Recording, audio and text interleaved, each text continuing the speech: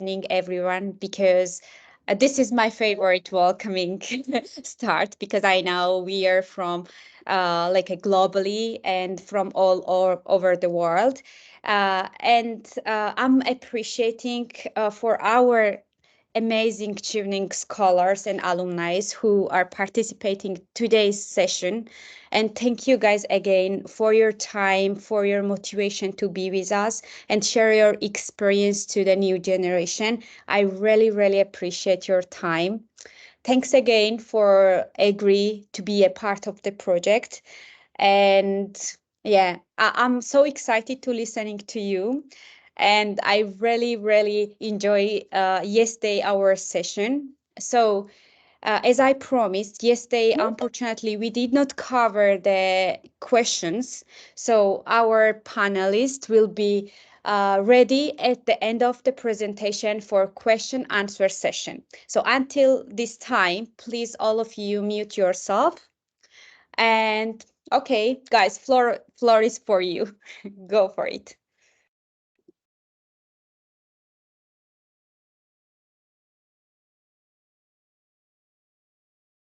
Okay, let's start just with a little bit introduction from the first slide. And you can just say, where are you studying? And Hector, you are already alumni, so you can also say your, like, where are you from and who are you? Okay, let's start from Muhammad. Hi, Maya. I'm audible to you?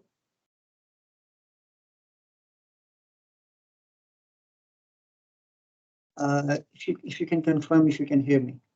Yes, we do. Okay, Go for it. Yeah, thank you so much. So I'm Muhammad Zubair Madni from Pakistan, and currently I'm a Chevening scholar at the University of Manchester. I'm doing masters in digital technologies, communication, and education. And my area of research is education and technology, and I'm so excited to be all of you here. Thank you, Hector. Hello, my name is Hector Gomez. I'm a Chevening alumni. I was a scholar from 2022 to 2023. I studied at the University of Strathclyde, a beautiful university in Glasgow, Scotland, which was an amazing city to live in. I had great memories from my time in there, and I'm from Guatemala, a small country in Central America, like just at the south of Mexico. You will find Guatemala, a beautiful country full of lakes, volcanoes, mountains, and just full of nature. Thank you so much. Marie, go for it. Hi everybody, I'm current Chevener. My name is Mariam Sulkwadze. I'm studying at Queen Mary University of London, criminal justice program, but basically I focus on cybercrimes and digital human rights. Good luck, and if you guys have any questions after our session, please feel free. Thank you so much. Good luck, guys. I'm excited to listen to you.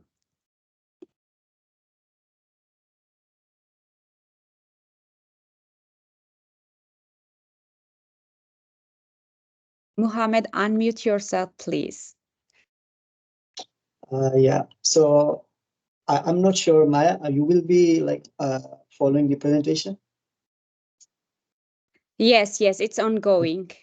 Yeah, I don't know sure. if you can see or not, but it's your first slide, like congratulations. Yeah, so you will be moving to next slides, right? Okay. Yes. Yeah. Yeah, Hector will do it. Go for it. Okay. Yeah. So first of all, thank you so much, Maya, for having me here. And as in the start you said, I'm one of the beneficiary of global mentorship program. Last year, I remember this was the same time when we were like in the same way we were listening to Chevening alumni, Chevening scholars preparing for the interview. And this program has been a huge beneficial for me because I came to know Maya, you, and a lot of Chevening scholars, and that was a huge actually part for me in my Chevening interview presentation preparation. So I wish you all the best, and congratulations everyone who has been shortlisted for the Chevening interview. I think that's really remarkable achievement.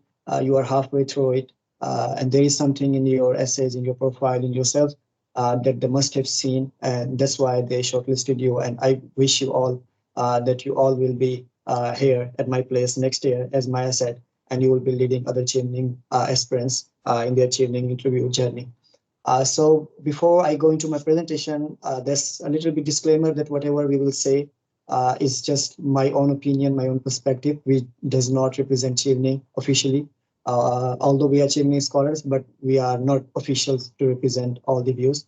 So these are just our own opinions, and you are free to follow whatever you want. So before I go into my presentation, or I will tell you what little bit of experience that I have, I wanted to share my own experience of Chevening interview. As I said in the start, that I'm from Pakistan, and in Pakistan, that has been a norm from last couple of years that they ask same questions to everyone. Because actually we have almost 100 plus shortlisted candidates for Chevening interviews. And during the interview, if one person go into interview, they tell others that they are asking these questions. And maybe because of that reason, from last couple of years, they ask same question, exactly same questions to everyone. So for me, when I was preparing for my interview, I knew that what they want to ask me. These are the 4 questions that they will ask me, that they are asking to everyone. So Hector, if you can go to next slide.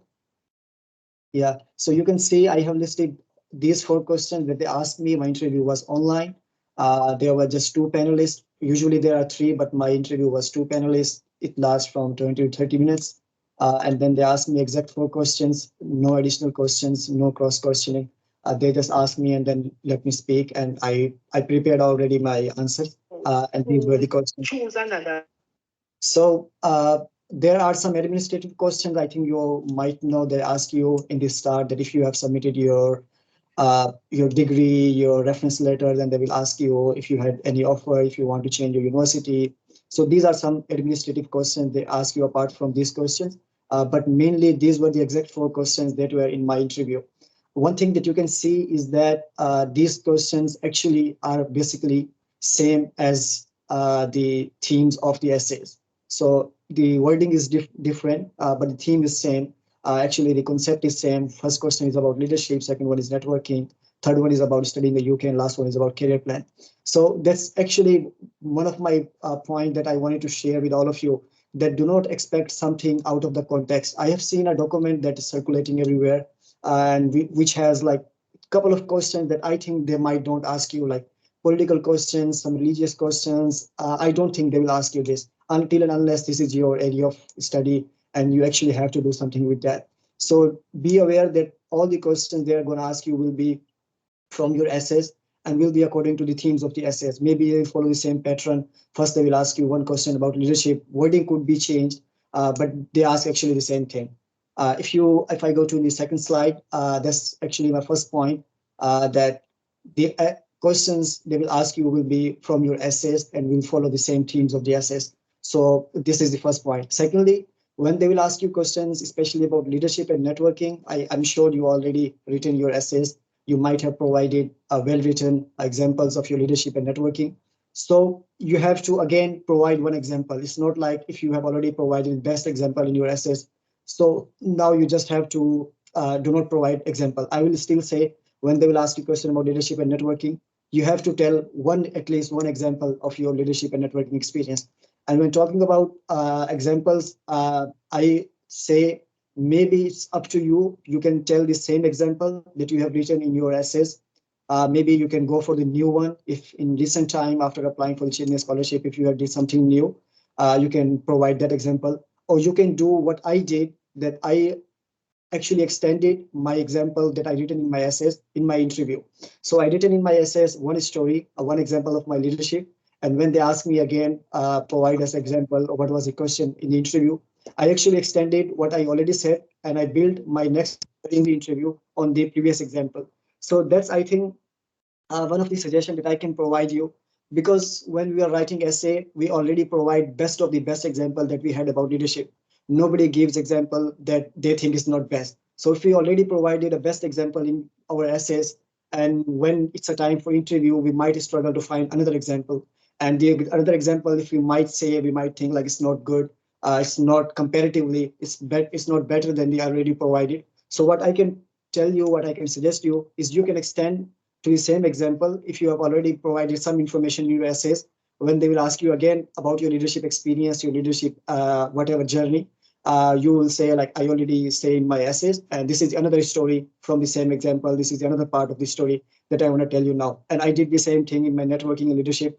I already say like, I already provided some of the information in my essays because the words limit is limited, right? 500 words, we cannot say everything. So now I will tell you further to this story, what was next. So that's how I did. So I think when telling about your examples, put emphasis on the facts and figures. These are really important. I remember when I was giving my Chevening interview, the interviewer actually was writing something on the paper. He was listening to me, but he was not actually looking at me. So I was just keep talking, keep talking. I was looking at him. He was doing his own thing.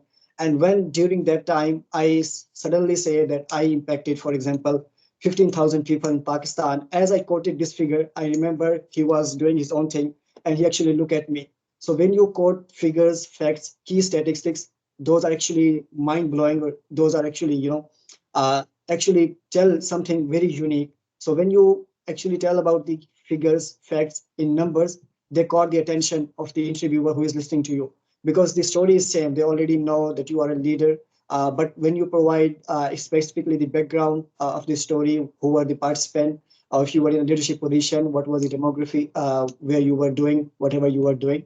So I think this is really important. Do not actually forget to tell about the statistics, whatever you did, especially tell about the number of participants, tell about the how many people you have impacted, how many, if you are comfortable telling how you get the funding, how you utilize, how much money you spend. So this depends on your experience and whatever you want to tell. But I will suggest you to do emphasize on facts and figures. These are really important. And that's actually etched in their mind. If they will forget maybe many things, but the number you will tell them, they were actually writing everything. I remember when I tell the number, he actually write that number in his paper because he was writing. So another point is when you are actually explaining your examples, or either it's leadership, either it's networking. I think all the Chevening scholars, and you might all know, you might have followed the structure that we say STAR approach in your essays. I will suggest you for this time for the interview, maybe you can go for any of these approaches that I have written in my fifth point. I went for the STAR approach, which is the first one. I skipped the T point, which is a task. I just go for the situation, and then I explain the action, what I did, and then I go for the result. Because the time is very limited, you cannot explain everything. So it's up to you. You can either skip task, you can either skip your action, or maybe if you have time, if you are comfortable telling, maybe you can even go beyond further and you can tell about situation, task, action, result, and you can even go for lessons and you can tell this is a lesson that I learned. So these are four approaches that I think you can follow. Either you can go for first one, second, and the last one. Uh, as I said, when talking about your Chevening networking examples, do not forget to mention the Chevening essay, Chevening network itself, because Chevening network, as we all know, is a USP of Chevening. This is one of the things they always are very proud on the Chevening network of 57,000 people. So you have to, even though you are not finding it very relevant, whatever you are saying, but do mention that you are aware of Chevening network and you know what's the worth of Chevening network. So when I did the same thing when I was providing example of my Chevening, providing example of my networking, at the end I mentioned how Chevening network can help me and how I can be beneficial for Chevening network in Pakistan. So this is my point for the leadership and networking when providing examples. Put emphasis on the facts and figures. Do mention the benefit of the Chevening network. Use any of the approach, maybe STAR, maybe STAR L, maybe SAR, and maybe STR. And when providing examples, try to provide something that is that caught their attention. That's not something that you already said in your essays, or maybe that's not something which is very completely new, which does not make any sense. So these are some of the suggestions of me about your first two questions that might be asked you about leadership and networking. If we can go on the next slide about study in the UK and career plan. I think this is one of the pain point of many scholars. I was talking to one of the person who is shortlisted for the interview, and they were asking me when talking about studying in the UK, what should I talk about? I personally suggest you what I did. I just talk about my one university from where I got the unconditional offer when I was appearing in my interview. So if you are appearing in the interview and you already got the offer, I think if you already made your mind that you are going to that particular university, just talk about that university. many people do, they try to they try to explain each of their choice, each of their course, each of their university. And I think that just waste your time, because you are not going to every university. And if you are saying this university is very good, second one is really good, third one is also really good, you are not going to three universities, you are going to just one. So if you have made your mind, you already got an offer, or maybe you are sure that you will get an offer from your first, second, third university. So just talk about that university. Do not go for the all your three universities. I did the same thing when they were talking to me. They asked me about studying in the UK. Actually, the question, I said that I got an offer from my second university, which was University of Manchester, where I'm studying right now. And I start talking about it because I tell them that I'm talking about only one university because I have an offer. And I have made my mind that if I'm going to Chevening scholarship, I will go to that university. So if you are not sure, that's actually maybe some trouble for you, because you have to think about it. But you have to make your mind. And one of the things that you can do is you can always talk about your first university, because that's your priority. That was your first preference. So, and that's actually my suggestion. You can either go for three universities, that's up to you. But I think in a limited time of 3 to 5 minutes, you cannot explain every university. So other thing, when talking about your university choice, your course, because you have already written so many things about your course, about university in your essay. So as I said about the leadership and networking, always extend your answer. Do not repeat the same thing, or do not came up with something which is very new, because that will make irrelevant. So when answering your university choices, try to expand your answer from whatever you have said already in your essays, and then say, I already talk about the modules, or maybe the professors, maybe the alumni, and then now I'm going to talk about this particular thing in my university. And I have written some of the things you can talk about, either modules, which is one of the best thing that I did. I actually talk about modules. I talk about my research interest, my research plan. I did talk about, I'm in University of Manchester, which has one of the largest population of student societies. University of Manchester has 400 student societies. So I did talk about that Manchester has so many extracurricular activities in terms of student societies, student clubs. And then there is a difference between reputation and ranking. Many people, when they're trying to explain their university choices, they either go for the reputation of the university, they say this university is very famous, and they actually neglect the ranking part, the facts and figures, or either they go for the ranking and they forget what is the reputation of the university. So I always suggest you go for the reputation, because ranking is, it's vague. So we don't know what's the ranking of the university, is changing everywhere, every year actually. And each ranking system has different ranking for each university, each department. So you go for the reputation, you know which university is best, why you have chosen it. So that will be a compelling narrative for you to actually tell them. My fourth point is actually a little bit complicated. Many people, when they do not get offer from the university, or maybe they change their mind, they do not have any solid reason to tell. When I talk about to Chevening aspirants, people who are appearing in the Chevening interview, those who are changing their universities or their courses, one of the reasons they tell is that I didn't get the offer. Maybe I didn't get the offer. I don't have IELTS. They didn't So I think these actually create a very negative impact about you. If you are a Chevening scholar, you apply to a university, and if you didn't get the offer, that's actually nothing has to do with you, but it's still that makes some negative impact. Let's say you cannot get an offer from a university. So I will suggest you come up with a very solid reason, this reason that is convincing. Do not just say that I didn't get the offer. Maybe I didn't provide IELTS, so they do not give me. So that's a negative thing that I think it will create a negative impact. So when talking about if you are changing your university, I cannot suggest you what you should say, because I didn't change my university. And I think that's up to you, whatever you come up with. But come up with a very convincing idea, with a convincing narrative that actually can tell that that's not the only thing, that you are lazy, you didn't apply on time, that's why you didn't get offer. Or maybe you are not. Many people, when they shortlist their universities, what they do, they apply for 5 to 6 universities just randomly, and they get offered at the time of interview, and then they think like I should change my university. So do try to think about it. You are Chevening scholar. They think like you are a leader, you are a responsible person. So do not just show that you are irresponsible, or you just did it randomly and now you are changing your university each time. So I will suggest you show some, you show some that you are actually a responsible person, and if you have applied for university, what was the reason you choose it, and if you are changing it, there is a solid reason why you are changing your university. My last point, talking about your career plan, which is the last question they might ask you. I think you all know, you already have provided so many maybe examples or reasons about the UK priority areas in your country. I will again suggest, as I said, about the Chevening network. When talking about the about your career plan, do not forget to mention about the UK priority areas in your country. And I remember when I was talking about my career plan, I actually started from the same thing I quoted because my field is education technology.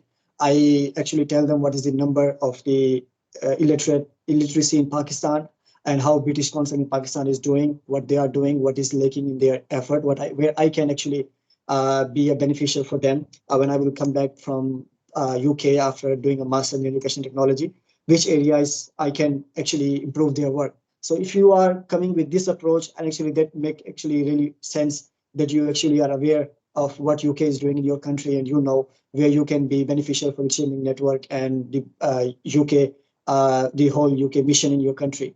So last point, when answering your question, I think best approach is try to limit your answer to 3 minutes, and then after 3 minutes you have to wrap up your answer, and you try to actually complete your answers maximum till 5 minutes. So after 3 minutes, if you are just explaining situation, I think so. This is my experience. They do not interrupt you when you are answering your question. But if they think like after 3 minutes you are still explaining the situation, or you still have to tell so many things, then they might interrupt you and they will tell you, please conclude your answer because we are running out of time. So after 3 minutes, you have to wrap up your answers. Do not go for like in 3 minutes you are just explaining the actions, or you are still left with the results. Still have to tell so many things. So, and that thing will come with practice. So you have to practice your answer and try to the maximum you can go further is 4 minutes. I think that's the ideal time for each answer, because the maximum they will ask you, they ask me 4 questions, but I think that depends on your country. So might be they will ask you 5 to 6 questions. So if you will divide in 30 minutes, each question could be between 3 or 5 minutes. So these are the two slides which I divided according to the questions and the themes of the questions. Leadership, networking, studying a UK and career plan. And I hope that will be beneficial for you. And actually, I can go to my next slide.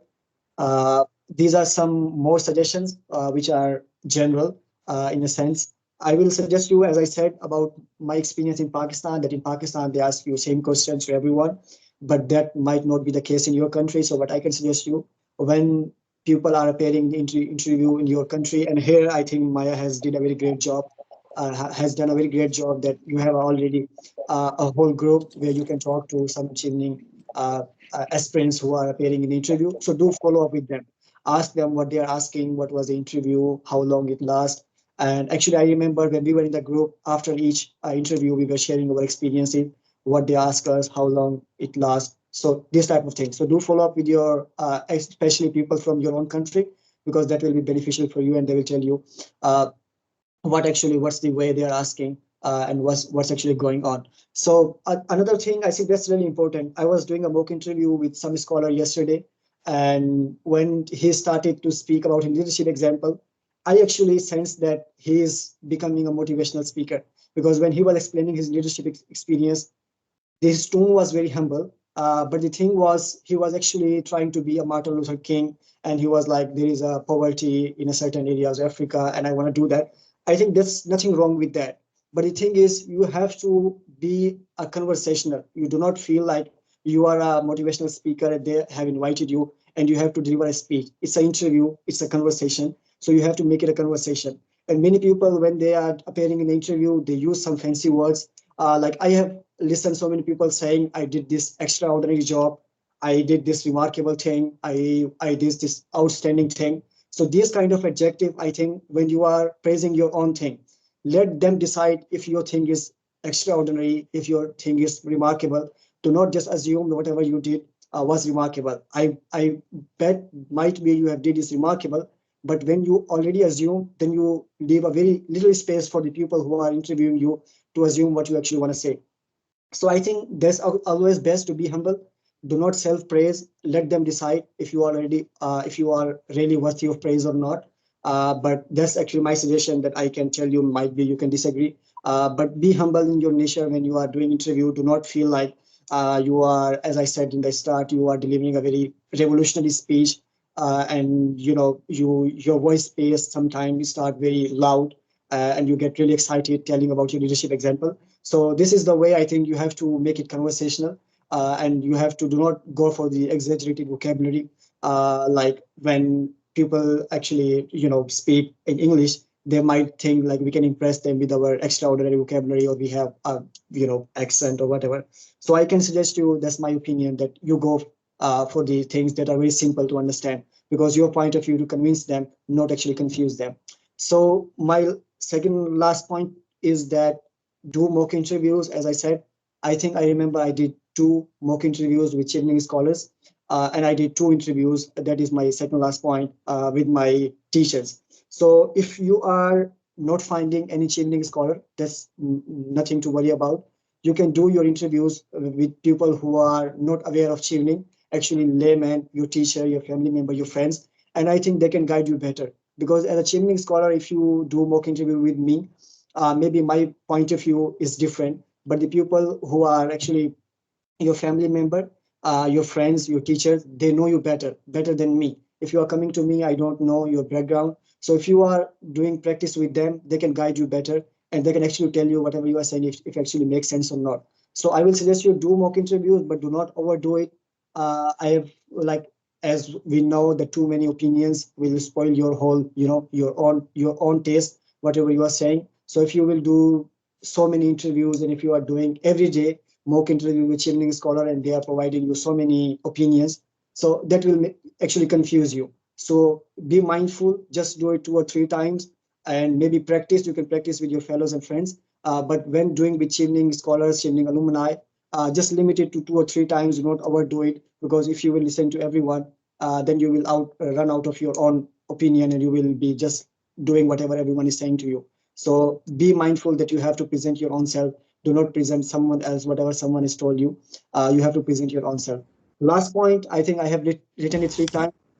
Many scholars who will talk to you in coming days, maybe already talk to you, they always say read your essays, and I think that's really important. And one of thing that I can tell you from my own experience, that every time I read my essays, I actually thought before reading my essay that I have written it, I know what I have written it. But every time when I go and read my essays, I find it something new. It's in total are 2000 words. So in human mind, I don't think you can actually remember whatever you have written. So each time you will revisit your essays, you will find something new. So be mindful whenever you are reading your essays. You might think I know what I've written, but when you will read your essays, I'm telling you, you will find something new. And your job is to find out a pain point which has led you to this time, right? Someone has read your essays and they have shortlisted you for the interview. And now why I'm saying you read your essays, go your essays, revisit, and think about, if a reader, if you are reading someone's essay, why you will shortlist that person? What was the thing that has might caught the attention of the reader, and they have shortlisted you? So you have to figure it out in your essays, deep dive in your essays. Actually, as I said, do I actually emphasize on the facts and figures, find out what was the thing that have might interest them in me. And if you will figure it out, the thing, then you will actually, your unique selling point, what you can actually tell. So read your essays again and again.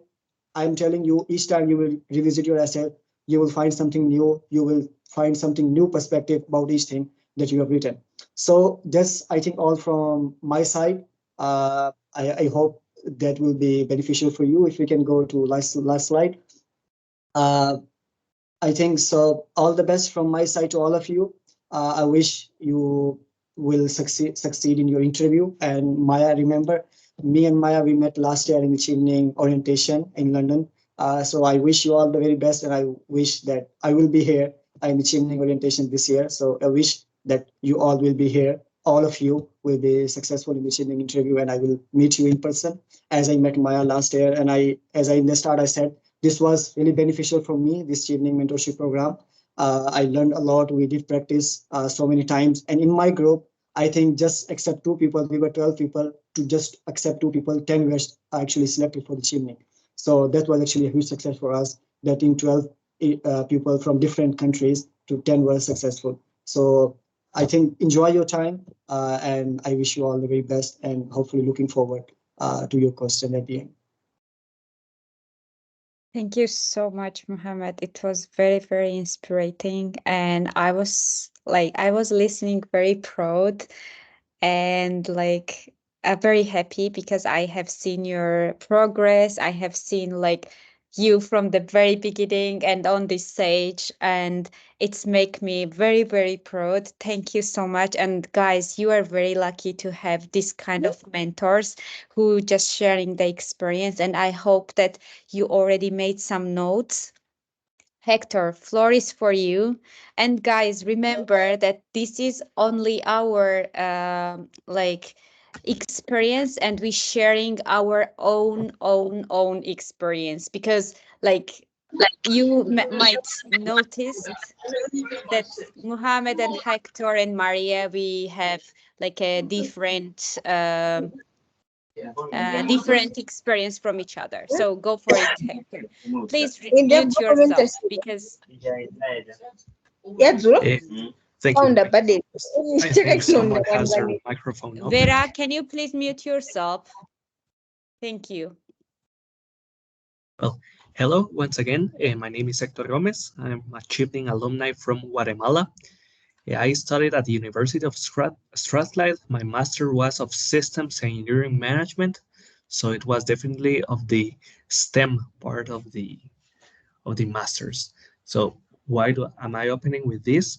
Because if you come from a technical background or from a scientific engineering background, it may be difficult to explain what your projects have been to the panelists at the Chevening interview.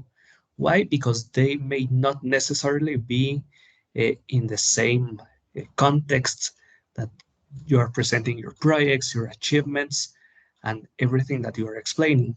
So one of my first advices will be to keep it simple. Like every example that you make, keep it break it down into more specific or simple aspects of the project, of your achievements, of what you have done, to make it easier for the panelists to understand.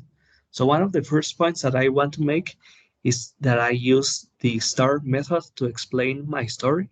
So this method means to explain the situation, the task, the action that you made, and the result of this action. Why is it important to use this approach? Because that way you're giving the panelists all the context they need to know to understand the importance of what you did. Because, for example, if you just say, well, I design a machine out of aluminum or whatever material, if you just said that, yeah, like I design a machine, it's really different to saying, okay, so I design a machine that helped this group of people. It had this impact. It has this cost, or I don't know, it went to space. Yeah, that was my particular case. Okay, like I explained one of the examples of the projects I was involved. So I tried to explain about this satellite, the first satellite in Guatemala. And I broke down what was the tasks that I had to do, what impact it had on society, and what results it gave. I mean, it was not just like, okay, so I designed this part and manufacture it, and that was the end of the story. No, you have to be very specific. You have to showcase your strengths, showcase what you have done and what is the relevance of it, and don't be shy to share everything about that story, about that impact that you had. So basically break down your examples into basic principles, focusing on the results of those efforts. Yeah, just not so simple that the panelists may think, oh, okay, so he developed that or he designed something that may not be useful.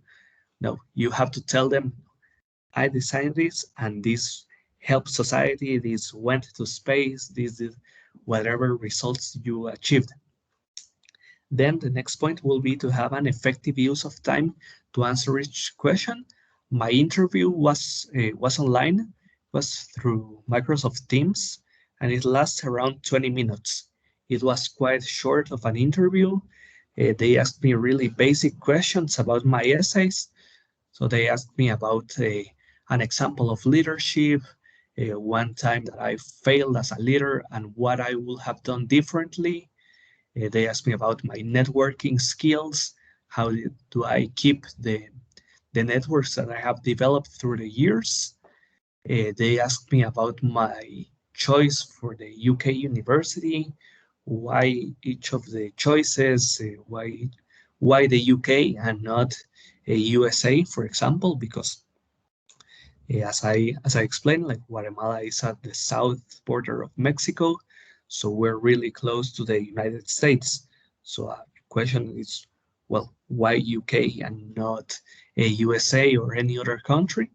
So you have to be very convinced about why you want to study in the UK. What does the Chevening scholarship provide you that other scholarships won't?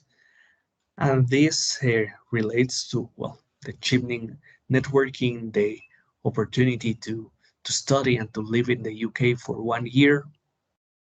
But you have to be really convinced about why Chevening is a perfect match for you and for your goals in the short term, medium term, and long term.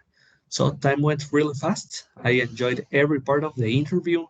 It was something really like a really nice environment in the sense that I felt that I could explain myself, be myself, and just enjoy the moment. I mean, being in the interview itself is a great achievement that you should be proud of it because the applications of tuning are extremely high and the uh, persons that are shortlisted for the interview stage are really important, talented persons that have the potential to become a Chevening scholar, later an alumni. So I try to answer each question as complete as possible without overextending. Like if the example needed a little bit more of time to go deep into what the situation was, what the action or the result was, then I will tell you to go for it. And if the example that you are giving or explaining may not have too much depth to add, then just keep it simple, keep it concise to just share the main idea. You know, once again, this idea of breaking it into basic components of the story for everyone to understand. Because, for example, in my interview, one panelist was the Chevening officer from Guatemala, another one was someone from the embassy, from the British embassy in Guatemala, and the last person was a Chevening alumni. So they come from different backgrounds, they have different areas of expertise.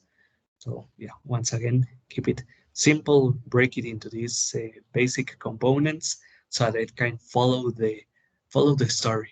Like they can really understand the importance of what you have done, of the examples that you are bringing. Yeah, because even though they have read your essays and look up your profile, you know, like there may be things that are not as obvious to them as they were, for example, for the people that analyze the essays. Okay, so make effective use of your time. If you think that this particular question needs like 5 minutes, then go for it. And if you think that it needs just 1 or 2 minutes, then it's okay. Obviously, you will not want to have every question go for 5 minutes or every question go just 1 minute, but just keep that in mind that every interview is different, every person is different, every embassy is different. So go for what you think it's better for you, for your story, and like check their reactions of the panelists. Like if they are really interested in the example that you're providing, then you can go for it. If you see that they are kind of confused about your story or about that particular thing that you're explaining, maybe try to explain it again using a different set of words or a different uh, point of view or perspective, you know, but try to answer the questions as complete as possible. That you are like satisfied with how you answer the question. I believe that you have around 30 minutes maximum for the interview. And I said my interview was around 20 minutes, maybe even less. And I know of other Chevening alumni that their interview was like 12 minutes, 15 minutes, where it was a really short amount of time, but it was really effective. So they won the scholarship, you know. So that's the idea, that every embassy is different, and like read the room, you know, like if they're understanding, if they're following your topic or not.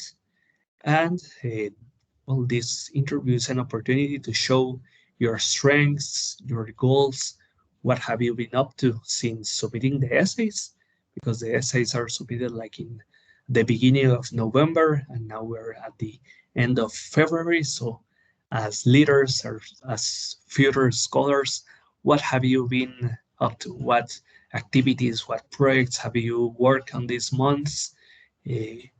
Because they want like to give the scholarship to a leader, to someone that will impact their home country, and someone that is active also in their community, in the Chevening community, you know. So showcase your strengths, dive deeper on the examples, showcase everything that makes you an ideal candidate.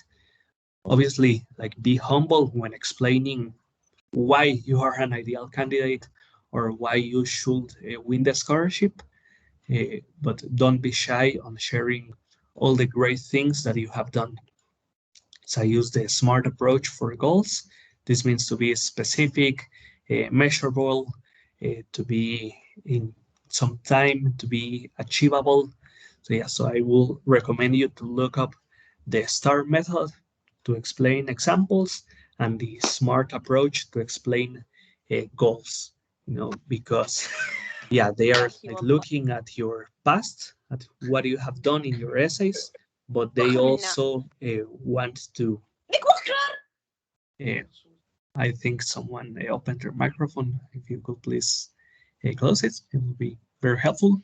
So yeah, so use the SMART approach to share how are your goals, what is your idea of what you will do after you return from the scholarship, how will you help your home country, how will you develop and bring new knowledge to your country, and how you will contribute to the Chevening alumni, how you will contribute to the embassy, because each embassy in the world, well, they work at different types of projects, and how with the knowledge you will get from your here in the UK, you can apply it.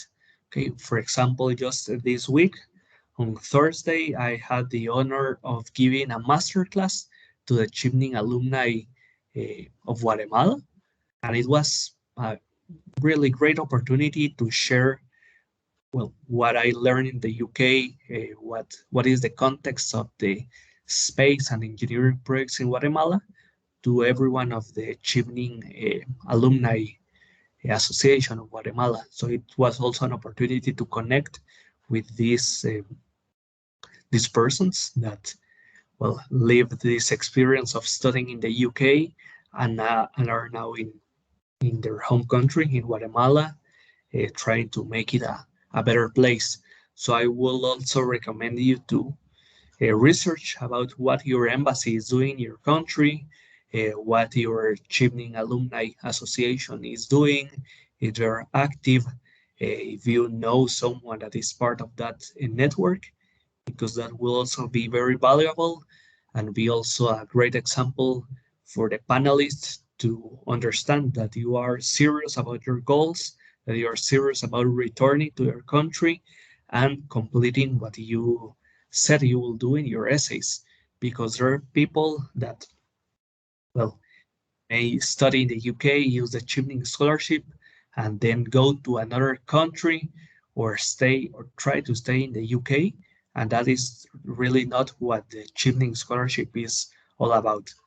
The Chevening scholarship is trying to give the opportunity to leaders all around the world to study in the UK to develop their skills, knowledge, and capabilities so that they can return to their home country and develop a better world, share the knowledge, apply the knowledge in their environment and build better networks as to either with the Chevening alumni of their country or in the region. For example, I continue to be really good friends with the Chevening alumni from Honduras, from El Salvador, from all these neighboring countries from Central America, as to showcase that, yeah, we studied 1 year in the UK, but this connection is a meaningful one and it is for life.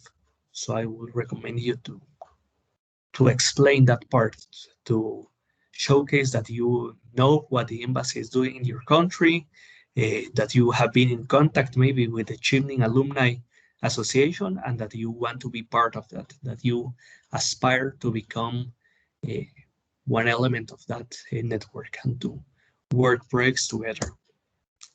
So about the interview as a whole, in a timeline perspective, I will say first to reflect, to think about your achievements, strengths, read your essays. A lot of times, like read the essays, what did you say of the leadership, of the networking skills? Why did you choose the universities that you chose? Why that master in specific? Because there are many universities in the UK, many master programs. So you have to really understand why did you choose that master, why did you choose that university, and don't go in the details about ranking or the specifics about, I don't know, that they have this class, this laboratory. Instead, like try to think why as a whole you want to study in that university or in that master in specifically, and think about what impact it will have once you come back. Like maybe what connections that university of that department has, either with your country or other countries, or what projects you think you could work in a collaborative way, maybe in your university in your country, or you studied the bachelor degree and in this university in the UK. So I will also recommend you to read your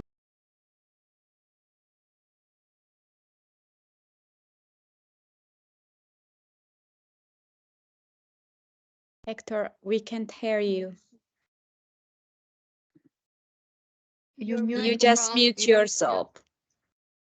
Unmute yourself, yes. Okay, sorry. Yeah, I don't know how that happened, but okay. Go for it. Yeah, all right. Yeah, so as I was saying, like read your essays, read it out loud so that you can practice your English, practice the name of the university, because some of them are rather unique, as the case of Strathclyde. There are really different universities with names that are not as common as others. So yeah, practice your English so that you can also be more comfortable speaking in that language, because yes, it is not our first language. You may feel kind of nervous or confused about the pronunciation or the grammar or spelling of some words. So like read it again and again. If you can, record yourself and listen to how you're speaking, how you're reading your essay, so that you can have like the opportunity to improve before the interview takes place. Because yeah, absolutely, during the interview you will feel a bit more nervous than reading or speaking in English with your friend or your teacher or another Chevening scholar or alumni. So yeah, practice a lot of your English so you can be comfortable and you can share all your information, all your details about the projects, about what you want to do in a better way. I will also recommend you to relax before the interview, to have a good rest before the interview, and get into a winner mindset, because yeah, if you are calm, if you're relaxed, your performance will be much better than if you are nervous, if you didn't sleep well the night before, if you are just with a lot of stress going on in your life. So yeah, so have a good rest, enter into this mindset of, okay, I got this, I got this far. I mean, as I said before, just getting into the interview stage is a huge step in the achieving journey. So be proud of that, be happy of what you have done, of where you will go. So even if the result is not what you expect at the end of the journey, well, you can try again and you can be sure that you can do it. And it may depend on other factors, such as the budget of each year of Chevening, because some years there are more scholars from every country, some years it is reduced. So it depends really on a lot of factors, not just yourself.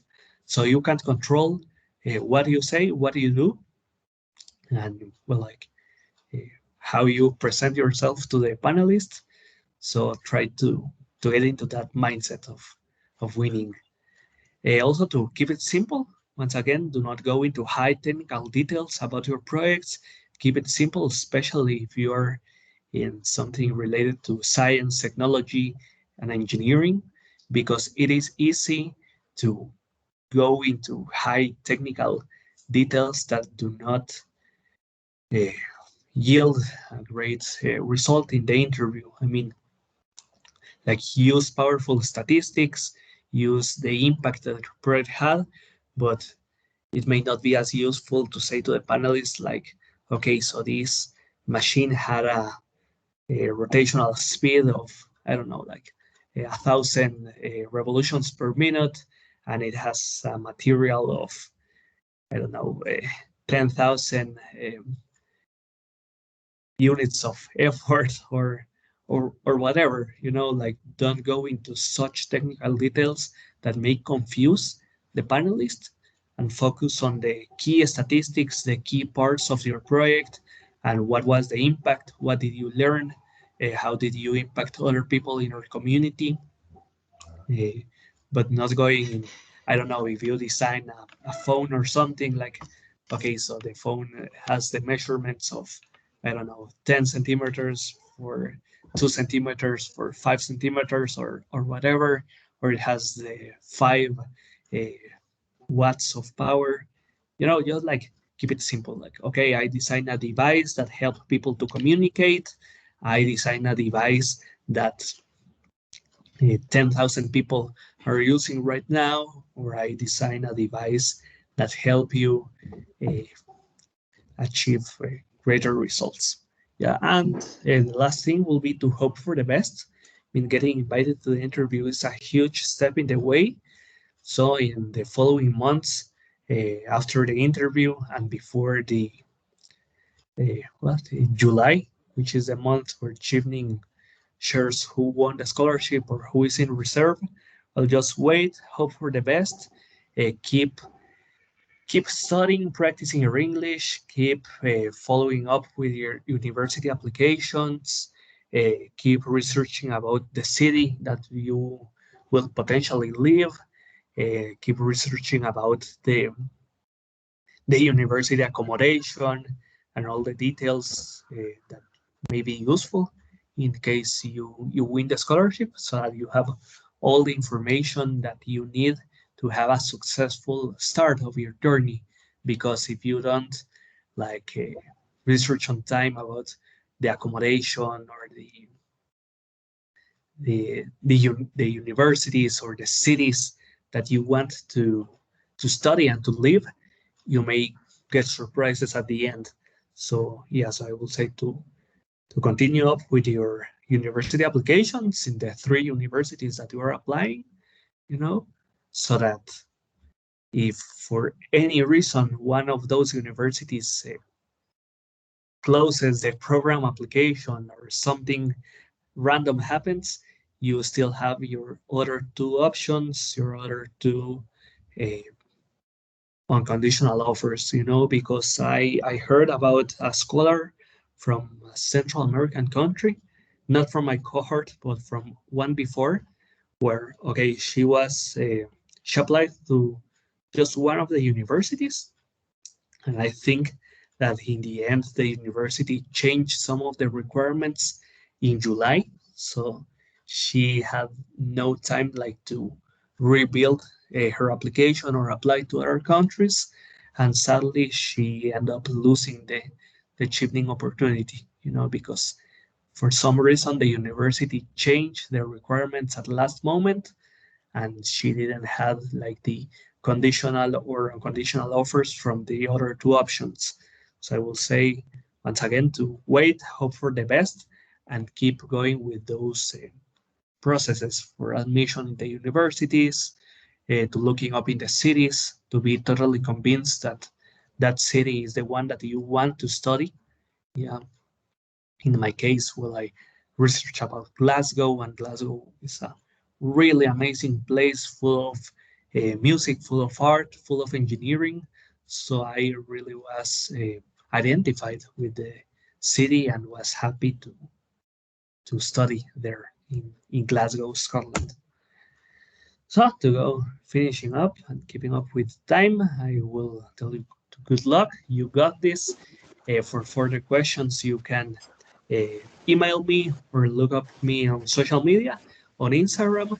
Last year, I helped a couple of students with their mock-up interviews, and well, I also open this opportunity for you. If you can connect on social media or an email, we can arrange a meeting to have a mock-up interview. I think that that is one of the key aspects of a successful interview. The year that I did my interview, like with other applicants from Latin America, we made a WhatsApp group where we will connect, share our stories, and practice with these mock-up interviews. And of my cohort, I believe that five persons won the Chevening scholarship. So it was really amazing when we got to London to the orientation event, as I already knew and was friends with people from Mexico, from Nicaragua, from Colombia, uh, and also from Ecuador, which we we had met for the mock-up interviews. We had practiced, we had given feedback to each other, and we won the scholarship, and we had the chance to meet up in London, and in that same group of WhatsApp of Latin American applicants, also three students that did not won in my cohort, the 2022, did win on last year cohort. So now they are, one is in Glasgow, I believe, one from Dominican Republic, and the other one is in, I believe, London. But yeah, like these WhatsApp groups really help us a lot to have feedback, to have someone that was living that same journey as we were doing, So it was really to start building meaningful connections from that start. And that was also one of the aspects that I mentioned on the Chevening and the networking question about the interview, that I was already in contact with applicants from Latin America, and we had practice and we were supporting each other.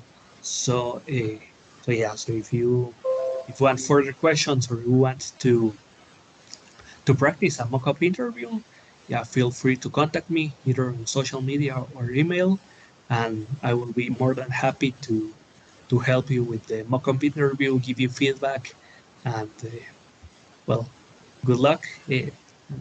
You got this. So that's how I end up my presentation. Unfortunately, I have to go to another meeting, so I will be leaving you right now. But please, any question or any mock-up interview you wish to have, feel free to contact me. Okay, I will try to share the slide. I hope that it's visible. So, Maria, please go for it And guys, do you see my slide? Yes, we do. Yes, yes. Okay, great. So Maria, I can see you because I'm sharing the slide, and if you can, please go for it. Good luck, and thank you so much, Hector, for your amazing presentation that you made for the new generation. And I hope, guys, you made a lot of notes because Hector mentioned a lot of very, very useful tips. And it's like, I agree, WhatsApp is the key point. So keep practicing mock-up with each other. You have this opportunity. So Maria, I won't stop you. Floor for you. Go for it. Thank you. Will you help me with slides? Yes, Thank you. definitely.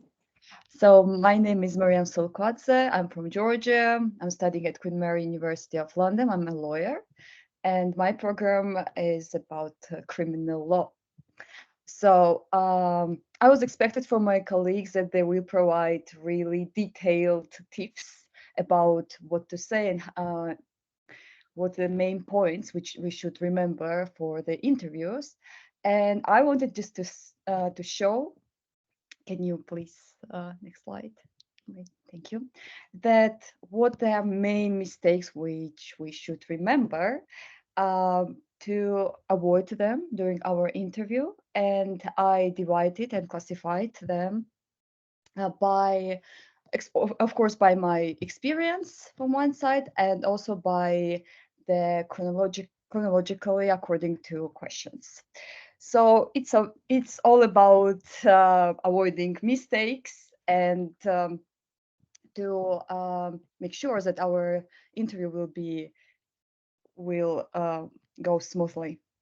Can you provide next slide? Thank you. So of course, as my colleagues mentioned, our questions on the interview will be based on our essays. So we should revise our essay. We should read them, and we should practice on them with each other. As I mentioned before, the WhatsApp group is a good opportunity to practice with each other because it's literally, in my case, it's improved me. I was a participant of a mentorship program last year, and now I'm a mentor today. So I'm very excited to provide these tips to you guys. So first of all, first question will be, of course, about introduction and about your courses and about would you like to change your courses or etc. And then it will be other questions will be based on your essay. So what we should keep in mind when we are saying about leadership and influence. So about our leadership skills, we should first of all avoid to overgeneralizing our experience and what we mentioned on essay, because our time is limited. So we should just pick up only the most important and outstanding examples, because you are already invited for interview. That means you are already, they believe that you are successful. You just should provide them. You just should give them specific examples.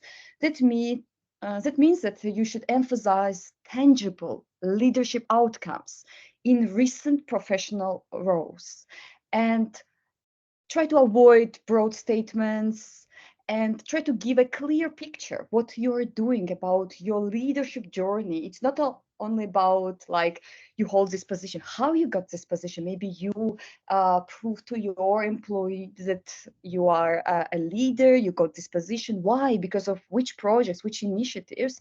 So try to expand this point. I would suggest that don't try to focus on really early academic and past experience from your university.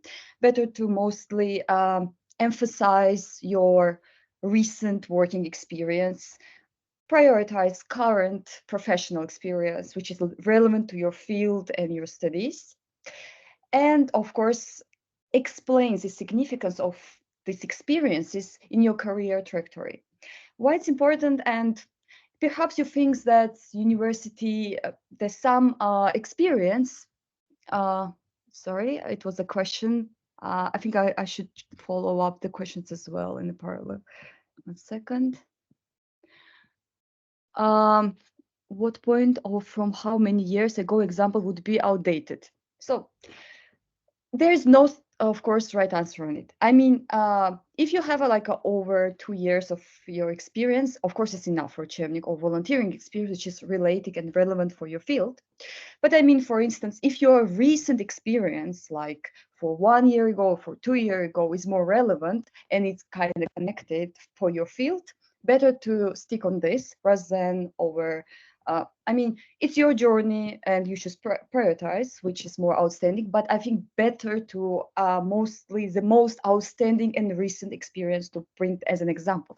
But if you're doing your, during your academic journey at your university, maybe you show off your, you want to show off your leadership and influence qualities and skills, you can mention them to during other questions regarding university. For instance, I think the better is to mostly share your professional experience, and in academic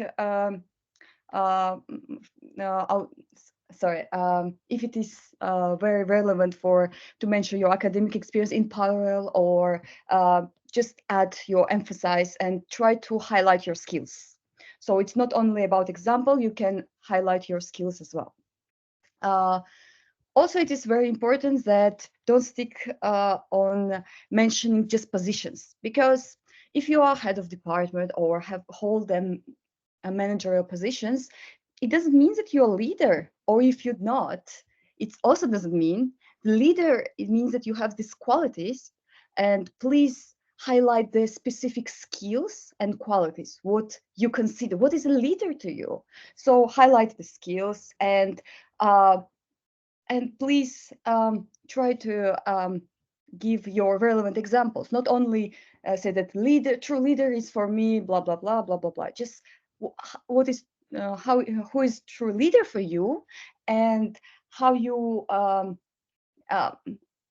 can say that you are leader as well. So try to prove that you are leader, and your actions and your experience will like have some outcomes.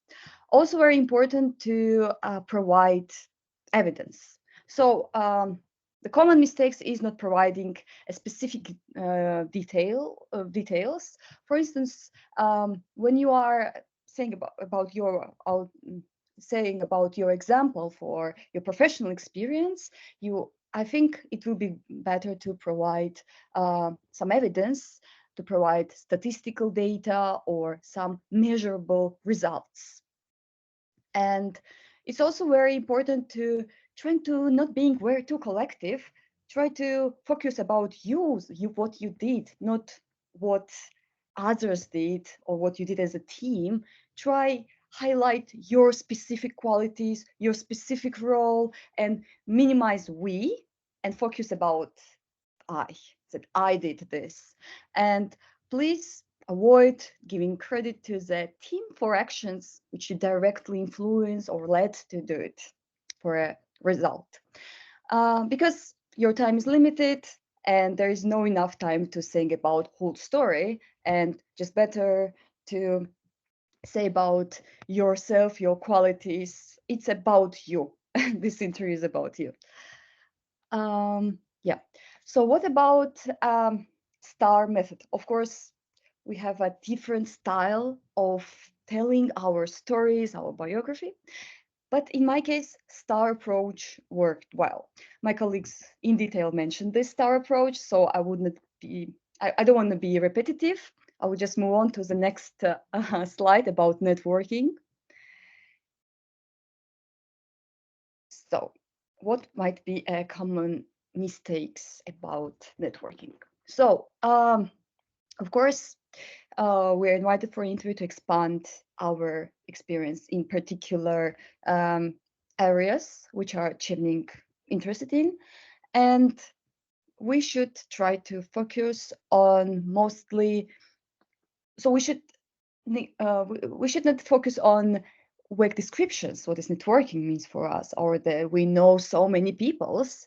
the most important thing, the true networking, is how you build this relationship with professional relationships, how you maintain them, how you hold these ties. Because if you can connect with other people and can achieve some results, it tells about your networking skills. So don't forget to mention which networking skills you use, and try to also sound natural at the same time. Don't just descriptively say that I had these networking skills, and etc.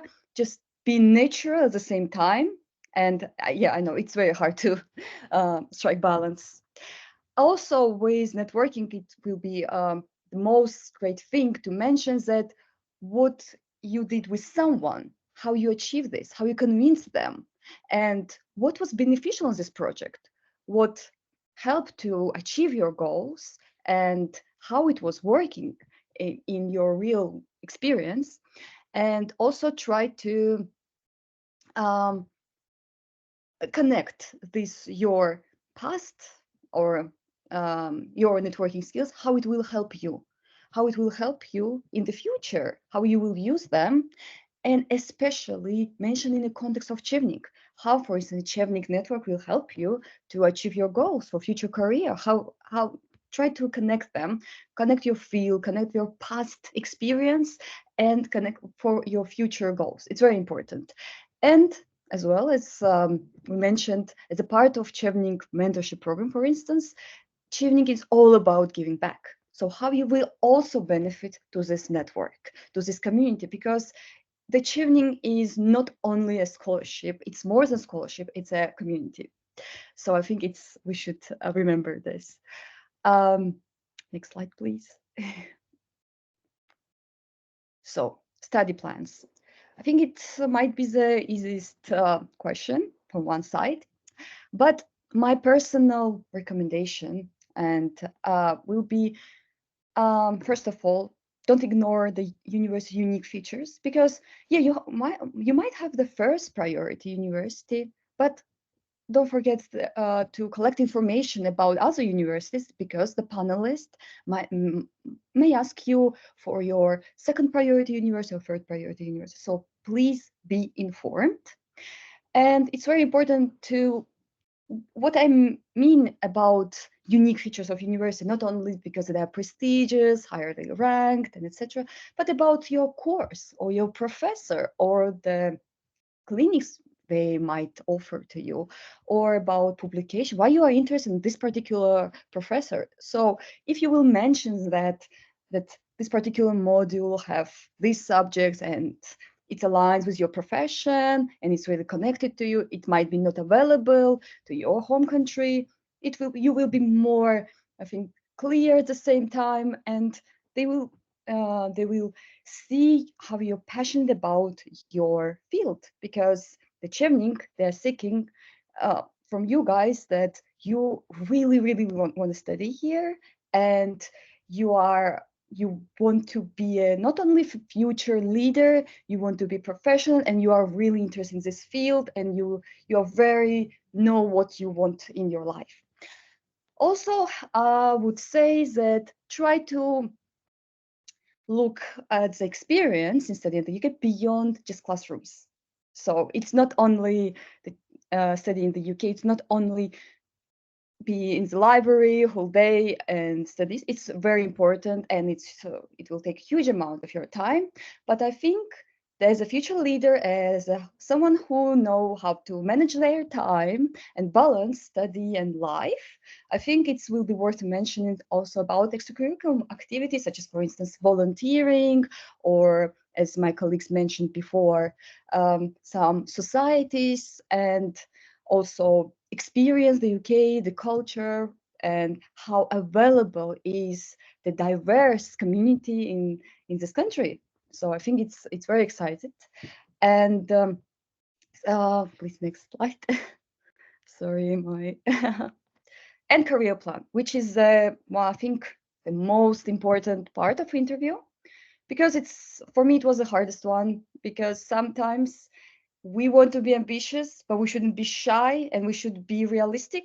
So I think the career plan is the most important because you should have clear vision of your future. It doesn't mean that you will follow its life.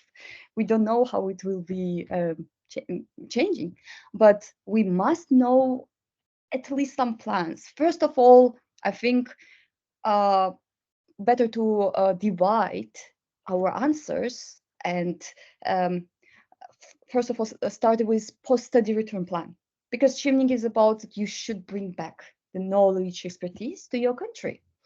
And I think the most important, it mostly should be more clear one, and of course they're expecting from you that you know what you will do when you will go back to your country.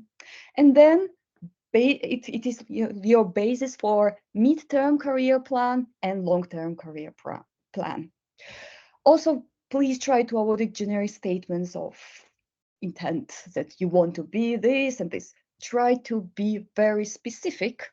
And there's a one smart approach. It means that your goals, which you are planning for through your career, short term, long term, and mid term, they should be specific, measurable, achievable, realistic, and timely. That means it means like you might achieve something in 5 years or in 10 years, but you shouldn't be afraid to mention this on the interview, but just be specific and chronologically answer to this question. They might ask you that how you imagine yourself in 10 years. So try to practice and try to be clear about your career and what you want to do in the future, and how the UK education, which here in Chevening, will help you to achieve, and why it's so important. Please emphasize this role. And also try to connect your future goals with values, with principles. It's very important because the principles over the years, it's not changing. It might change there how you will achieve your goals, but basically values, principles it follows you whole your life, and you should highlight which principles and values you share with Chevening and with UK foreign policy, and how the relationship between these two countries can help you to achieve your goals for future plans. Next, please. So I call this 4R strategy. 3R was already invented by previous Chevener. I had only one reflect element, and I will just explain this. First of all, you have to research. Maybe during your essay writing, doing your application, you research a lot. That's why you deserve to be a shortlisted candidate.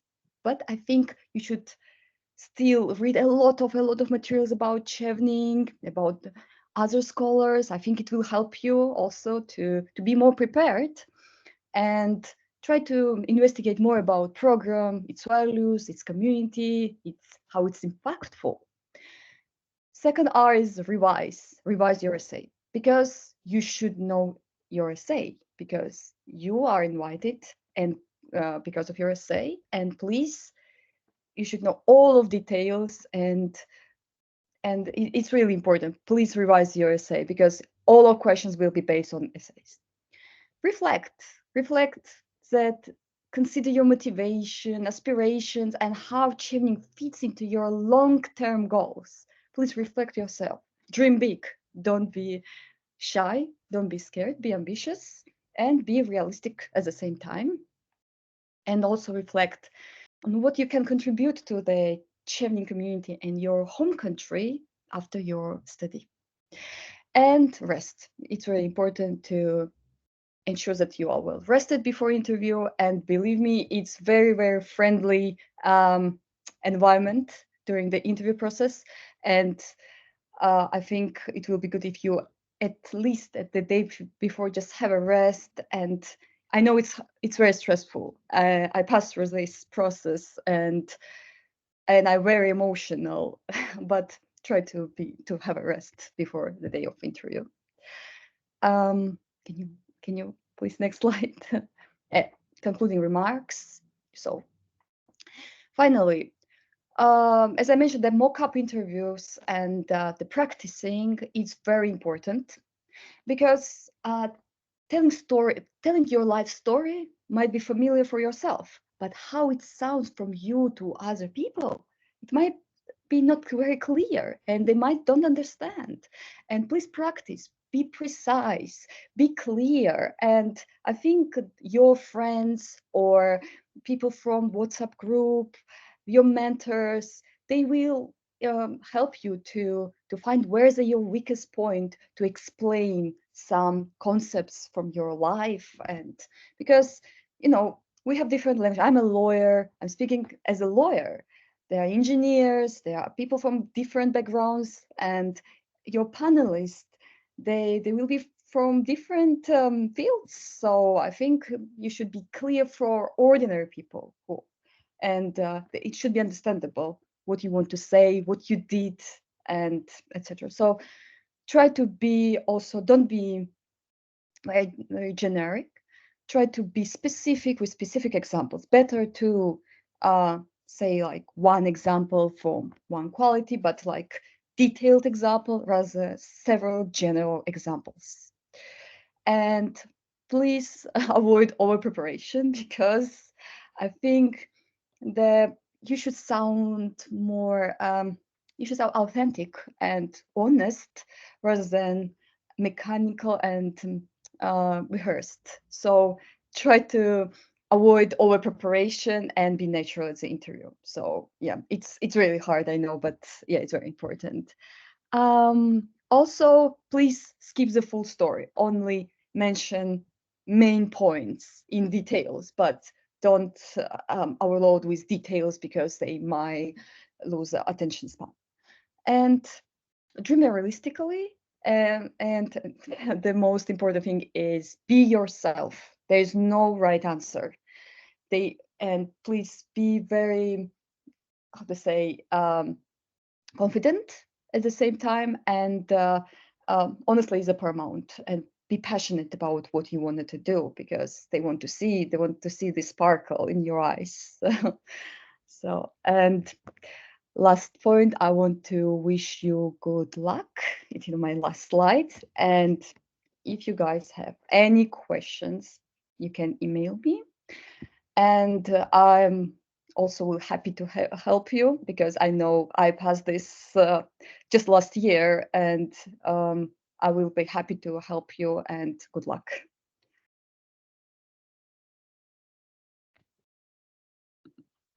Thank you so much, Maria. I'm so proud of you, like speechless. And I see how you grow up, and all of you guys, like you and Muhammad, because I know you from the very beginning of your Chevening journey. And thank you so much for being with me today, and share your like unique experience to the people who will be very soon on the interview stage. And let's move for the very, very important stage. And I will try to see who has a raised hand. Keta, go ahead, please. Directly question, because we are over timing, and just ask us directly question. Thank you. Okay, so I got an unconditional offer from Third University, which is Warwick, but I also got 25% of scholarship of the fee. So is it a good idea to mention it, or like should I keep it myself? Like I don't know, like is it since both of them are scholarships, like it's 25%, like is it advisable to mention? Like that's my question. Guys, you can answer this question like one by one.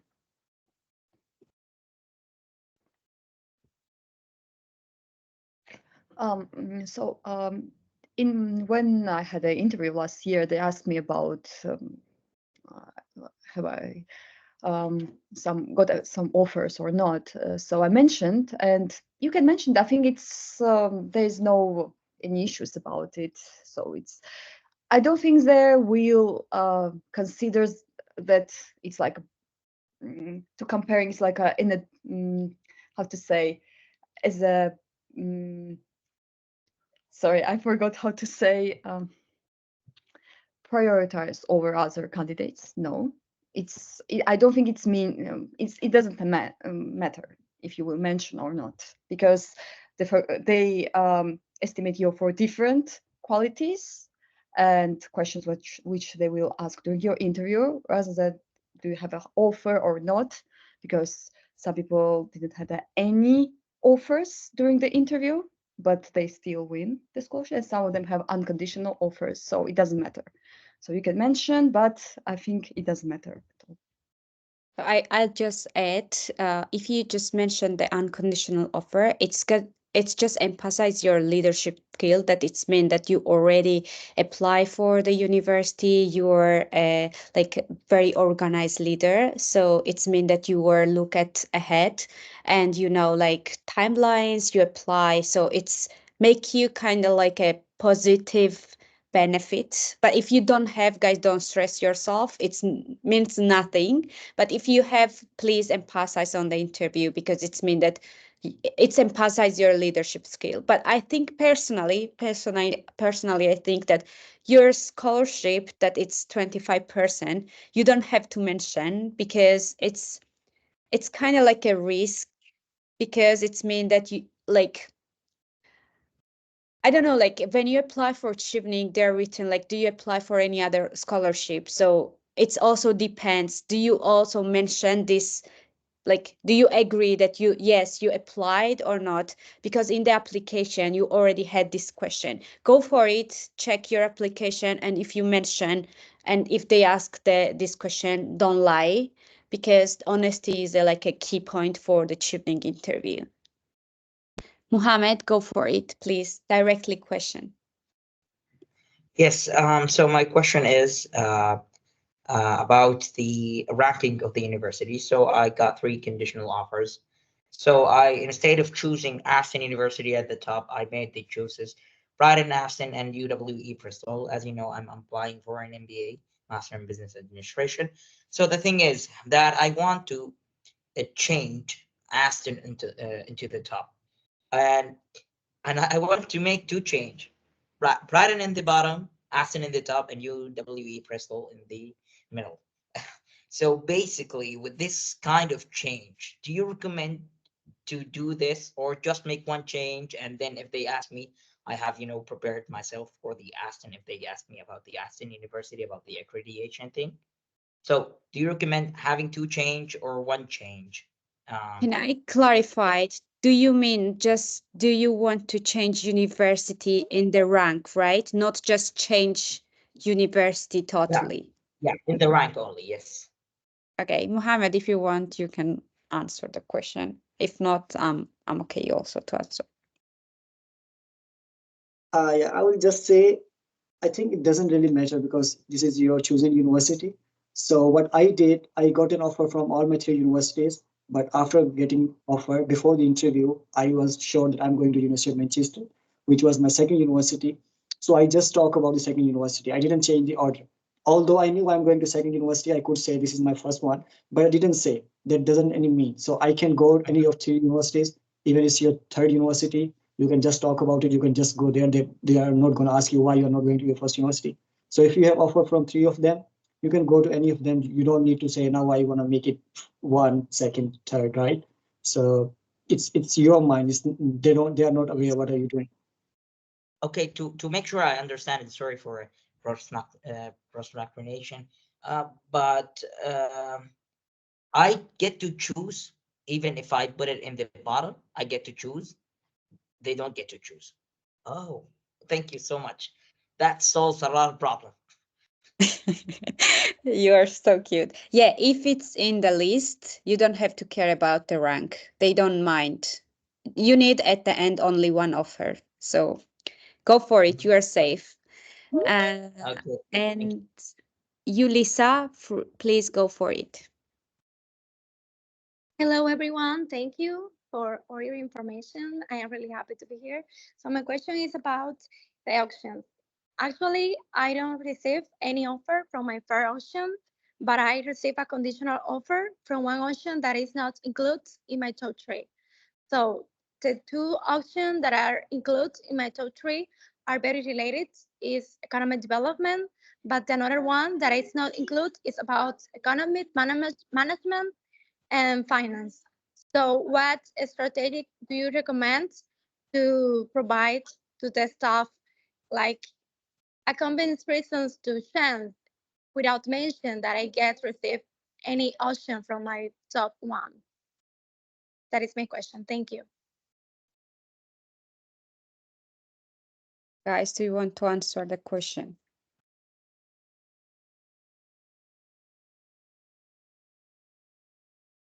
If you want, I can start because I personally had the experience to change the university. To be honest, yeah, I just like when I was on the interview stage, my mentor said, Maya, don't change the university. So I had already unconditional offer, but I wanted to change the university. So that time I did not realize why he forced me to not change university. And when I passed this all stage and I've got here on the place that where I am right now, I understand why he saying that not change university, because it's kind of unsecure that you had a 3 months to think about university, made the research for the university for the courses that you want, and like so I give them I changed finally I made the changes and I give them very very academic very specific example because I met the course leader and I realized and find it out that unfortunately the course on the online written a general courses and like a subject that they titled was not presented in the year that I was going to study. So I said I met to the course leader. I find it out that they had made some changes during the this year. So I want like my goal is to be focused about the inclusive education. So this is the reason why I want to change the another university. So I presented for them, and then I said okay, and then I already have a second unconditional offer from this university, and I showed them like I'm not gonna sit and just wake up one day and say like, oh, I don't want this free university and I want to apply for others. I give them very very strong example which is related to academic reason, and it's not my problem. Like I made research before they written online, but when I met the course leader they said, oh sorry, this year we had some changes and unfortunately we are not focused about the inclusive education generally. We have more generalized the course, so it was focused about education only and like how to do the education management. So this was good and strong example in my case.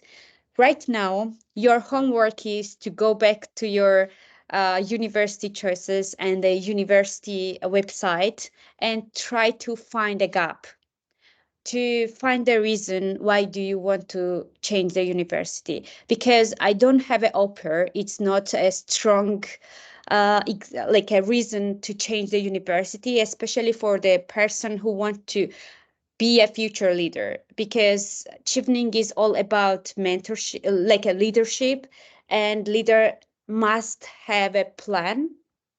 It's good that you made plan B, but you have to give them very, very specific and academic and good reason why you're changing the university. I hope that I cover all of your question that you had. If you have some like further question, I will be happy to help you. You can text me on WhatsApp. Hala, go for it and please directly the question. Yes, my question is, last year I have applied to Chevening and reached the interview stage, but my course was a clinical pharmacy. And after I applied, I didn't make it to the final, of course, but after my application and in the Chevening, I start working in a new position in another field, and I have made changes in my new field and in my new position. And this year I applied to Chevening and I add this achievement in my application and I reached the interview too. But the course is different from the last year. This year is public health and last year it was a clinical pharmacy. So there's change in my applications and in my course. Is it bad or I don't know? What do you think? Guys, you can answer the question. I think because he was invited, so there basically is a relevant university is what you mentioned now this year, and your experience and your say what you mentioned. So I don't think that it will affect you or they will ask you about last year essay because you basically reach your you are now a shortlisted candidate. So just speak about what you have now in your essay and about now your chosen university rather than don't focus about what you had last year. And more modules are constantly changing the curriculum of university. So please stick with your current application, current essay, and what you mentioned. Mohammed, do you want to add anything else, or we can move? Yeah, I will just add shortly that every year, they deal with your application from the start. They do not have data of your past applications. And that's the reason one of my friend was shortlisted last year, been through interview, was reserved, and he's not even shortlisted this year. So if that was the case, they will again shortlist you. So they deal with you from the scratch. So do not think about they have your previous data. So that doesn't make any sense. Absolutely, Sorry. I agree. Yes.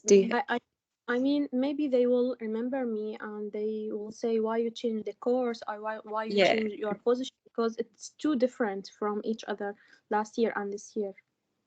So I just wanted to add this detail because yesterday we had this kind of speech. One of our speakers said that she made twice an interview stage. So the interviewer panelist already remember her and they ask, oh, you are still here. So actually, if they remember you, it's a good sign. Trust me that they don't remember exactly your course, but if they remember you, it's mean that you were very, very close and you are very, very unique, and like you made it to make them remember you. So this is actually very good sign to remember you, and trust me that they won't remember your course. But if there is a case that they remember, it's your application. You wrote in your application that you changed this course or not. I don't know because it's a very specific example.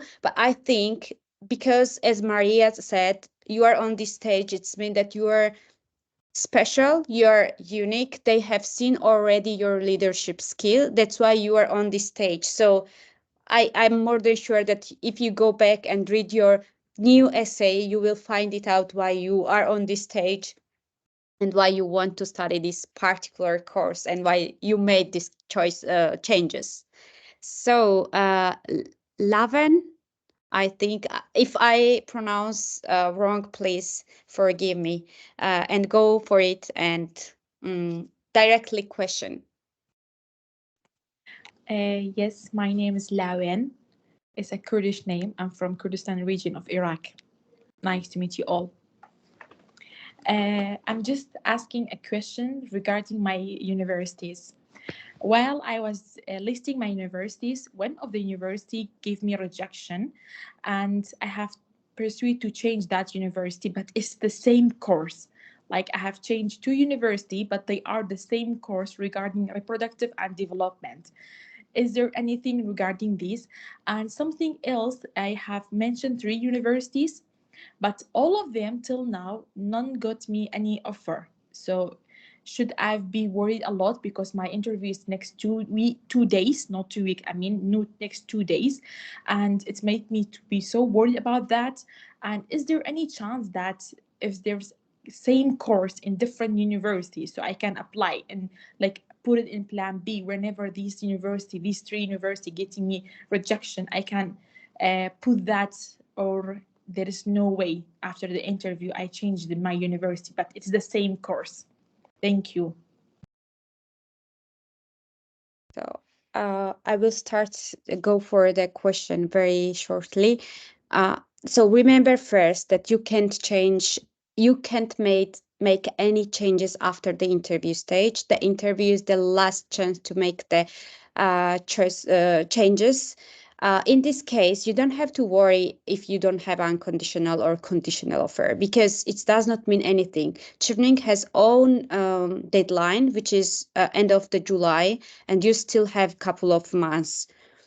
So make sure that you have already read all the requirements that university has in your particular courses, and you are enough qualified for the courses. So today you go back to the website in each of the university, read what they required, and if you have this like a requirement already, if your experience is good enough for these three universities and three courses that you already have chosen, stick your goals. But if you at some point think that your experience or your academical background is enough and what they've written on the website you are not qualified for, you can make it changes. I don't know, because it's very hard to advise you kind of like a specific changes, because it's like a very your personal journey, and you know yourself and your academical background more than I or like some of us. Just go back, read the website, and you know your abilities more. So if you already have good experience, enough experience for that, just tick the universe that you have. If you want guys to add anything else, more than welcome to it. Okay, if not, we have 3 more questions and we will finish our session. B, go for it. Okay, thank you. My question was, I did get offers from 2 of the universities, but I did not.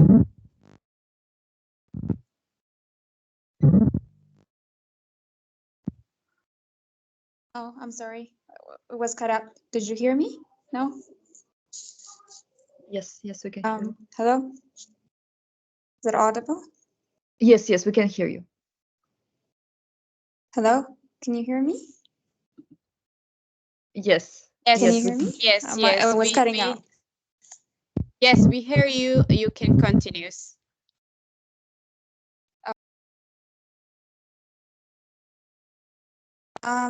I did get an offer from 2 of the universities, but I did not even apply to the third one, because honestly, I didn't even think I was going to be called to the interview. So I was a little bit worried if not applying to the third university would cast me in a bad light during the interview. Would that be a problem? Thank you. Absolutely not. You don't even have to mention about this that you did not apply for the third university. So like don't mention about these details and you are safe. Gun, please go ahead, and can you please directly ask the question? And guys, prepare for the answering the question.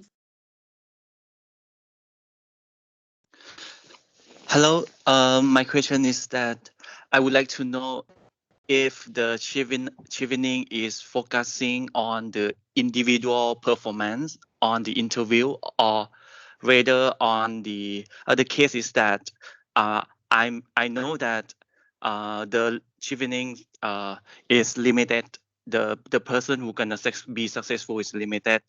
So I would like to know if there are on a specific area, such as my case is law. They have like 5 very good applicants.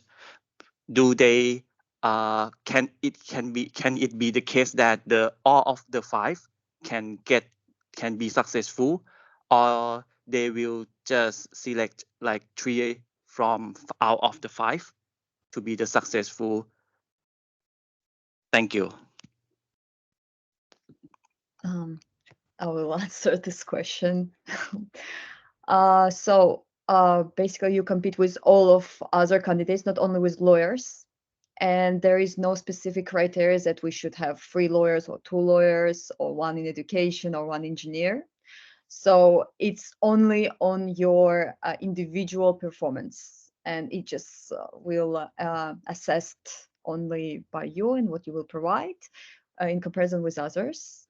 So don't think about other candidates. Just focus on yourself, and so there's no specific requirements on this field, because quite different and very diverse fields are kind of welcomed for Chevening. So it doesn't matter that it is lawyer or it's more like different fields. So yeah. For instance, this for my cohort, there are some people from art, some people from education, lawyers, journalists. So it's always diverse, and there is no specific criteria on it. Thank you, Maria. David, please. Yeah, thank you, Maya. So back in November, I had no intention of applying to other scholarships other than the Chevening.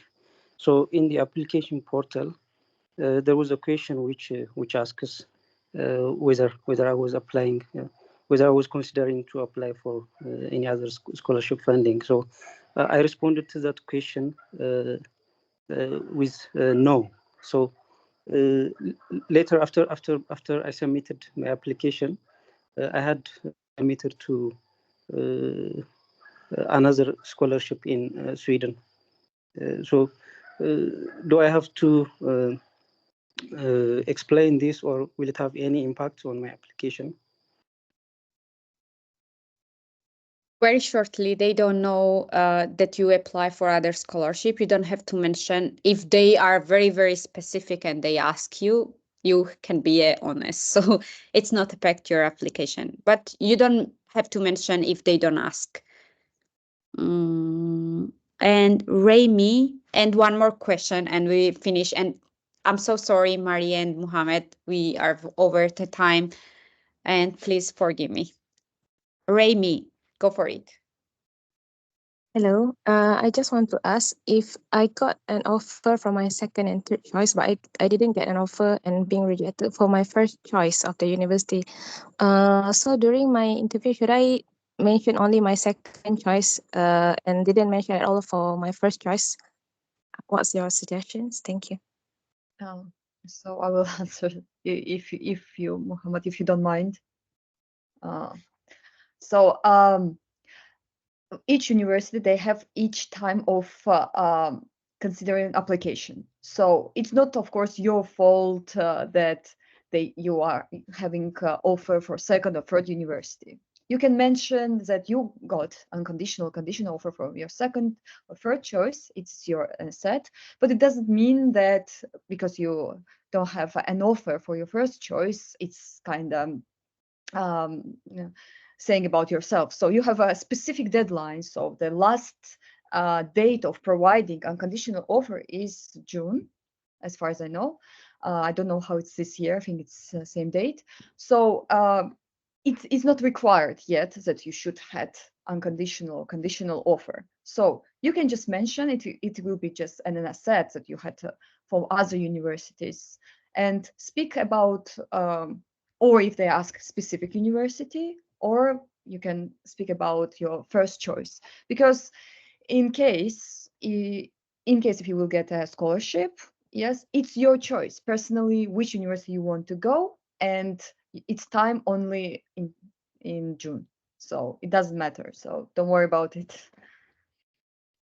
And Muhammad already talked about this topic, so we don't have to repeat more details about this. And I will post this webinar or online session, not very soon, but at the end of the session. So you might go back and listen this particular moments. Siham or Shiham, please go for it and please directly the question.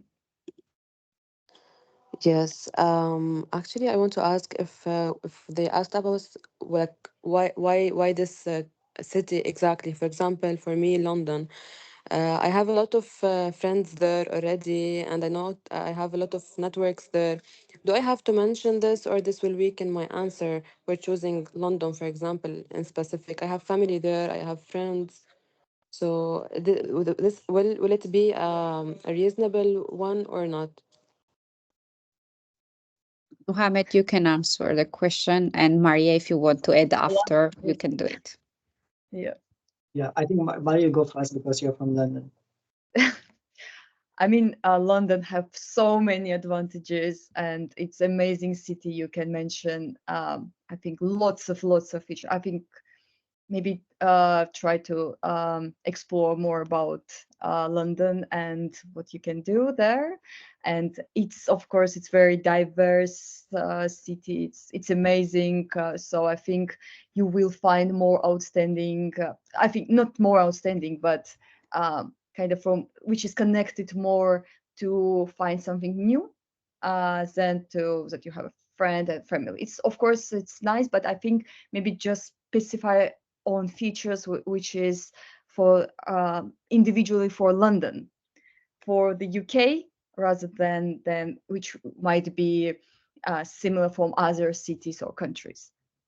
Be specific, and it will be, I think, better to find something which is like you can find in London. And yeah, you will find it's amazing city. So and they have free museums, galleries. So and it's amazing. So just try to have a more research on topic about location of your university and make it more outstanding.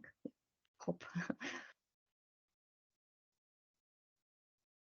I just add that Chevening is not focused only the academic side, so London is a good opportunity to find it out, like what is your hobby, like how you connect, or like you might want to enjoy some society which is based only in London or international organization that based in London. So it's like very easy to find it out. Just as Maria said, make it research.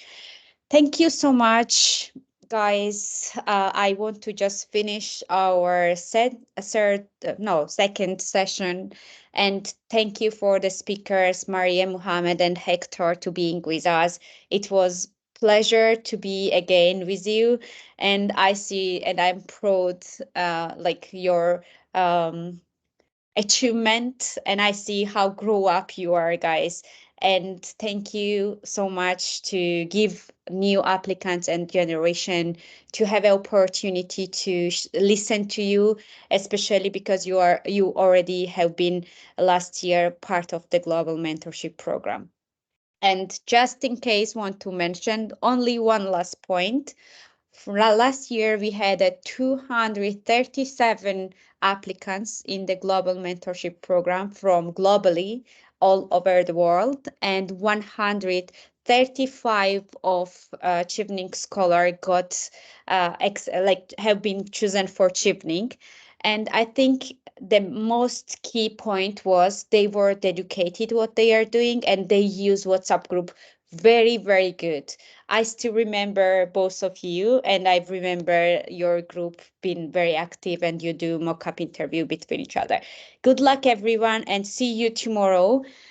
Tomorrow we will have one more session in this week, and let me just check the time. So it will be at 6 UK, like 6 p.m. UK time, and you will have again the opportunity to ask more and more questions with new speakers. So we'll see you tomorrow. Let me just stop the recording, and Maria and Muhammad,